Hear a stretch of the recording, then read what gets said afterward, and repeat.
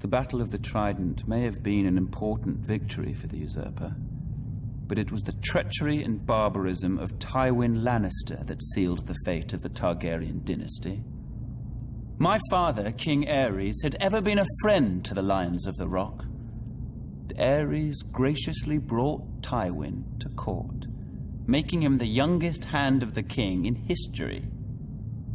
He gave him power. He gave him respect. He made it possible for Tywin to restore House Lannister to glory. Aerys and Tywin governed side by side for 20 prosperous years. Still, when the usurper called his banners in rebellion, Tywin Lannister ignored his king's pleas for help and stayed holed up in his stronghold of Casterly Rock. In time, my brother, Prince Rhaegar, was dead. The realm was in turmoil, and the usurper's forces were said to be riding for King's Landing.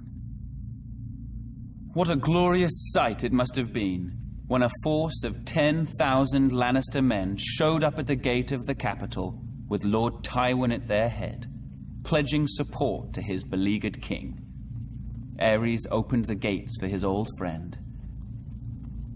Instead, Lannister and his men proceeded to plunder and destroy the city that he had called home for decades. As the capital was ravaged and its people terrorized, Jaime Lannister, son of Lord Tywin, proved every bit as treacherous.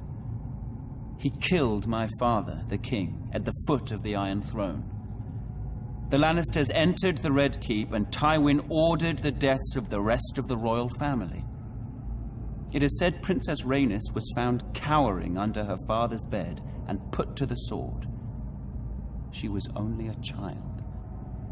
As for Rhaegar's widow, Elia, she was forced to watch as Lannister thugs dashed her baby son's head against a wall before being raped and murdered herself. As I was the heir to my father's throne, I had been spirited away to Dragonstone with my mother, Queen Rhaela, who was with child. As a raging summer storm battered the island fortress and destroyed the Targaryen fleet as it lay at anchor, my sister, Daenerys, was born. My mother, the Queen, died giving birth.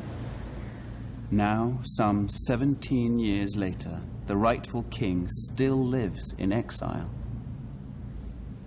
But a day of reckoning is coming.